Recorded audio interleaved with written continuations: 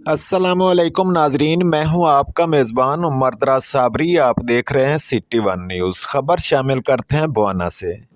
पंजाबी लोक विरसा हमारे पंजाब की इनसे पहचान है। गुज़श्ता रोज़ बुआना के नवाही मौज़ा ठट्टा फ़तेह अली में बाबा फ़तेह दीन का सालाना उर्सो मेला लगा, जिसमें बच्चों की तफरीह के लिए झूले और खिलौनों की दुकानें सजाई गईं। इसके अलावा कबड्डी का ज़बरदस्त मुकाबला दो इंटरनेशनल टीमों के माबैन हुआ। मज़ीद जानते हैं अपने नुमाइंदा अख्तर इस्माइल रजोका से, जो वहाँ पर मौजूद हैं।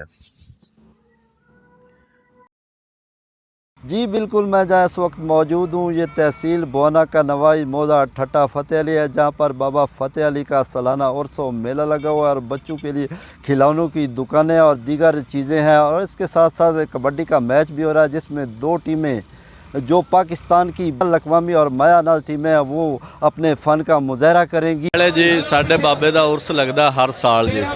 पिछे जी पूरा ग्राउंड भी बड़ी दामन करता पाया साढ़े नाल, ते साडा मैच बड़ा सोहना हुंदा ते दुनिया दे ते कोई किसी किस्म का शोर शराबा नहीं।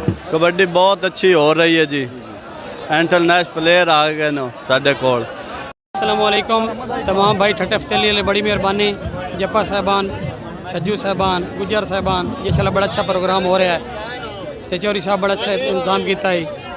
साढ़े जितने भाई हैं माशाल्लाह ही उन्हें बड़ा अपने अंदाज नाल जी मैनेज किया है। तो माशाल्लाह अमजद मच्छी साहब बड़ा अच्छे दुआत खेडे हैं, पठान साहब जो अच्छे बड़े खेले हैं जी।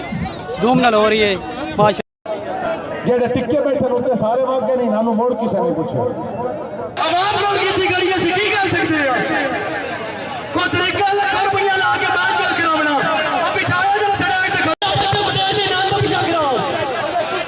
बाद मैं दरबार हजरत बाबा फ़तेह दीन पे जितने तमाम मुअज़्ज़िज़ मेहमान आए हुए हैं, हम उनको पानी पिलाते हैं। कबड्डी का मैच हर साल सालाना मैच साडा जी पैगाम पंज वास्ते मुंडे तैयार करो, नशे तो बचो ते बुरे कम्मों तो कौड़ी बचांदी जी, सेहत बनाओ जी ते अल्लाह दा हबीब खैर करे जी।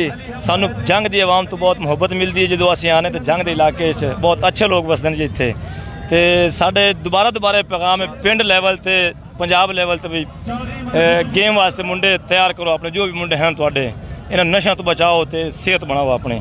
अल्लाह हाफिज़। पाकिस्तान कबड्डी एहतियाती खेल ज़्यादा लिहाजा तोती सलीम तोती कबड्डर जी ए जी ग्राउंड बाद रहणगे ते हस्पताल निल हो जाणगे तो बचो। ते बरवाना कबड्डी प्लेयर खरोड़ा बाकर जी जिला जंग की पहचान है भाई। गल इंजे भाई बाबा फ़तेह दीन दा मेले ते असीं आए हैं इत्थे चन्योट जिला चन्योट है जी। तो यंग जनरेशन जी है इन्होंने वास्ते अस एक पैगाम लैके आए हैं भाई मेहनत की करो, गेम जितना ध्यान दे सो